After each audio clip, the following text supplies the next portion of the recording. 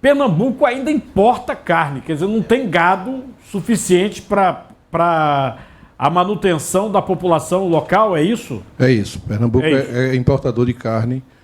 Agora, qual é o fator? Falta o governo ajudar? O que está acontecendo aqui? Cardinô, eu acredito que seja muito mais em relação ao próprio território de Pernambuco, né? Nós temos a Zona da Mata, que foi por muito tempo só tratada com cana-de-açúcar, né? Só produzindo cana-de-açúcar, né? E o Agreste, por ser mais seco, por ter mais irregularidade de chuvas, está numa parte do semiárido, também não desenvolveu a pecuária de corte, ficando um pouco mais para a pecuária de leite, porque é uma pecuária feita mais por pequenas propriedades, de um modelo mais intensivo, com pequena propriedade, que precisa de colocar o animal no coxo para ser arraçoado. Então, desenvolveu muito mais a pecuária de leite. No leite, a gente consegue uma produção que atenda à demanda do Estado? Ainda não atende, mas a gente já tem uma produção muito interessante no estado de Pernambuco. O que está faltando para essa questão do nosso rebanho ser ampliado? Porque terra parece que tem. Tem. O que é que está voltando à história? Por exemplo, a Zona da Mata, com a cana-de-açúcar, tem perdido um pouco de espaço, justamente para um pouco de fruticultura e para a pecuária de leite, aliás, de corte. Então, na Zona da Mata já começa a ocorrer um aumento interessante do rebanho de gado de corte. Inclusive, existe no estado, já ali em Angelim, um matadouro frigorífico industrial com capacidade de exportação, inclusive. Então, isso já possibilita também um aumento da produção de gado de corte, porque aí vai ter um canal de comercialização, inclusive para exportação. Eu me lembro que, na época do Eduardo Campos, o governador, né, ele, naquela região do Agreste, ele chegou a pegar da Zona da Mata coisa de cana-de-açúcar, forragem, para atender a alimentação do gado na região do Agreste. Exatamente. Né? Porque o Agreste, quando tem seca, ninguém fala muito do sertão, mas o Agreste, meu amigo, quando tem uma seca, seca mesmo, não é isso? Cardinô, o Agreste de Pernambuco tem uma característica interessante. Nós temos a menor disponibilidade de água por habitante no Agreste de Pernambuco. Imagine com o rebanho animal que a gente tem lá para produzir. Então, realmente, é como você disse, quando seca, seca muito, e aí tem a dificuldade de alimento. Naquela época foi uma seca grande e o bagaço de cana servia de extrato, substrato para a forrageira do rebanho naquela época, que era basicamente com palma. A bagaço de cana servia para corrigir a falta de fibra da palma. E a palma tem no Agreste, mas não tem a fibra e nem tem a proteína, e isso tem que vir de fora.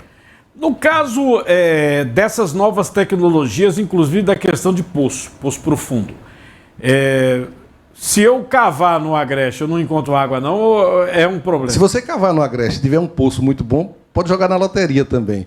Outro problema. Porque o estado de Pernambuco, ele tem água de profundidade aqui no litoral, 20 quilômetros do litoral, na bacia do Jatobá, ali em Buíque, Tupanatinga, Ibimirim, Najá, por ali, e lá no Araripe. Isso aí são bacias sedimentares que produzem água a 200 metros. No Agreste é cristalino, o Agreste está em cima de uma pedra. Né? Então não tem água. Quando acha um poço, 2, 3, 5 mil litros de água, e assim mesmo, porque ela está próxima da pedra, ela é contaminada com os sais da pedra, então ela é uma água salobra. Você consegue achar água, pouca, e assim mesmo ainda tem que tratar, fazer uma dessalinização. Eu tenho família que cuida de gado, tem agricultura, tem diversos pontos. Me chamou a atenção aqui na questão do poço profundo, o pessoal da família da minha esposa no Ceará. Lá, poços de 150, 200 metros é comum, naquela região do Araripe e tal. E a água chega bonita. E em torno de 40, 50, 60 mil litros de água por hora. Exato. E para a questão do gado, foi assim, uma mão na roda, a salvação do gado e a salvação da lavoura. Né? Justamente, ali naquela região do Araripe, que divide com o Ceará, Cedro, São José do Belmonte, que vira para o lado do Ceará, ali é uma região que tem uma boa... Pernambuco, São José do Belmonte também tem água ali. Tem água de alta profundidade, 200, 300 metros. Ali é uma região de substrato. Poço desse é caro, né? É caro cavar o poço, é caro manter o poço, porque ele tem que ser revestido, e mais caro ainda, Cardinô, com a questão da energia elétrica, é produzir essa água e tirar ela de 200 metros para a superfície. Então, tem várias dificuldades. Teve um foguete de garrafa PET desenvolvido por estudantes de doutorado espalhando sementes. Isso para recuperar a vegetação da caatinga.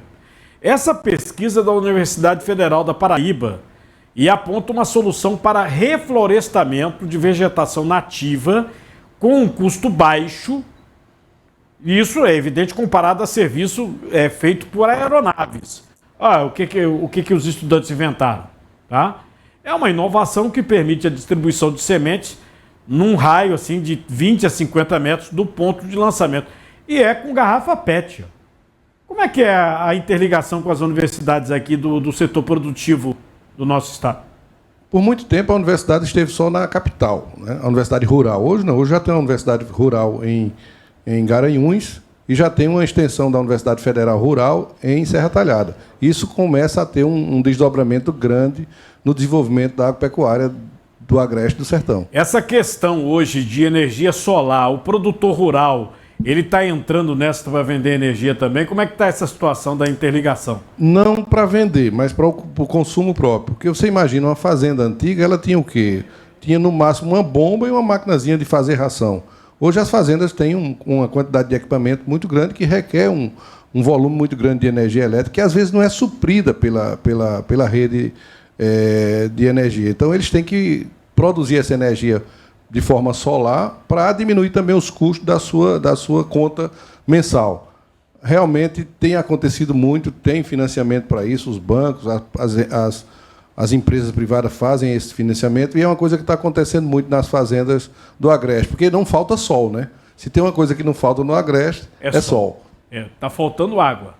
Água, esses últimos anos, depende muito do ano. Né? Esse ano nós tivemos um ano bom, com chuvas bem distribuídas. Então o senhor gostou da mudança climática, né, que o povo escolheu? Eu não acredito muito nisso, não, sabe? Não acredita muito, não. Não, eu sou mais... Eu acredito que existe uma mudança climática, não acredito que seja por culpa do homem, e eu acredito que ela é muito longa, a gente não consegue, no tempo, nossa passagem aqui é muito pequena, eu não acredito que a gente consiga medir essa mudança no pouco tempo de vida que a gente tem da história. Eu sou um grande observador sobre essa questão de clima, né, e onde eu viajo, eu procuro ver essa questão. Né?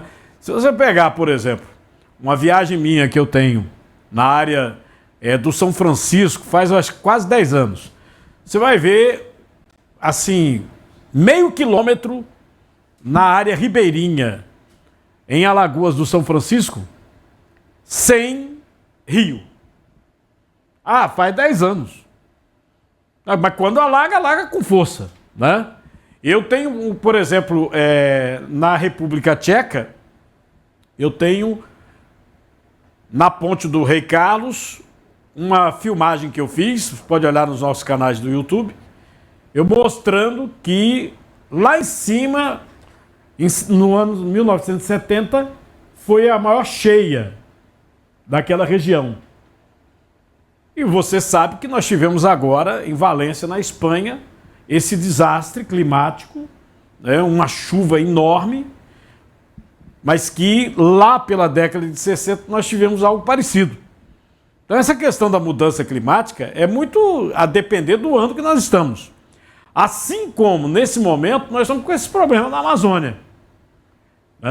Nós tivemos, ano passado, o Rio Negro, que é aquele rio que corta Manaus, muito baixo. Aí você fala, esse ano o bicho pegou, inclusive queimada, todo mundo esculhambando e não sei o quê. Quer dizer, todo mundo não. O DiCaprio não falou nada, ficou caladinho, o Macron calado, entendeu? Tudo calado. Temos o Rio Negro baixou esse ano menos do que o ano passado. Nós tivemos mais queimadas, mas o Rio Negro baixou menos que o ano passado. Então essa questão climática é muito relativa. Que o clima no mundo muda é histórico. O planeta do jeito que é, a vida do jeito que é, se extinguiu algumas vezes. Então o que acontece. Agora muita história também, né? Muita na história do Brasil tem secas de vários anos, né? Por exemplo, tem os ciclos de seca.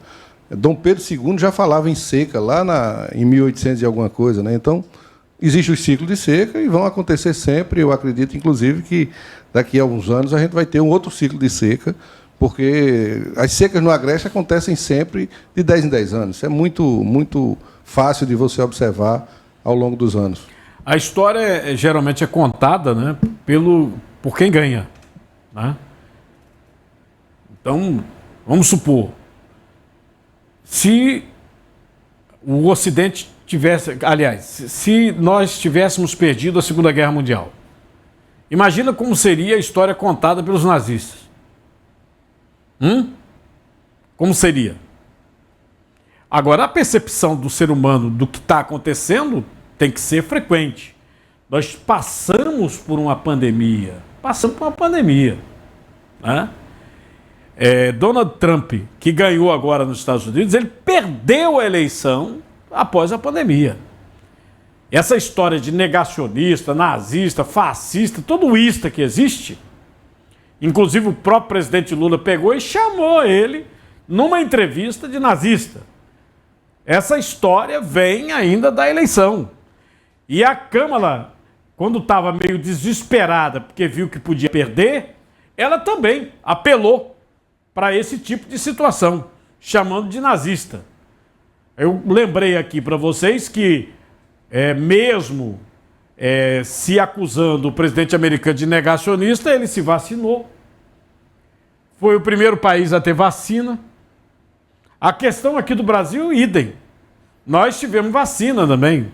Eu lembrei, está faltando vacina agora. Não sou eu que estou dizendo, é o Ministério Público Federal que está dizendo que vai investigar por que está faltando vacina. E também não se entende por que o governo comprou a vacina da Moderna. Deixou de comprar a da Pfizer, que foi atualizada. E que venceu, porque o prazo de validade seria menor. Que agora está no imbróglio dizendo que tem que repor. Só que a própria Moderna diz que não dá tempo, não consegue repor. Tá? Então, pegue as notícias, internet é bom para isso, né?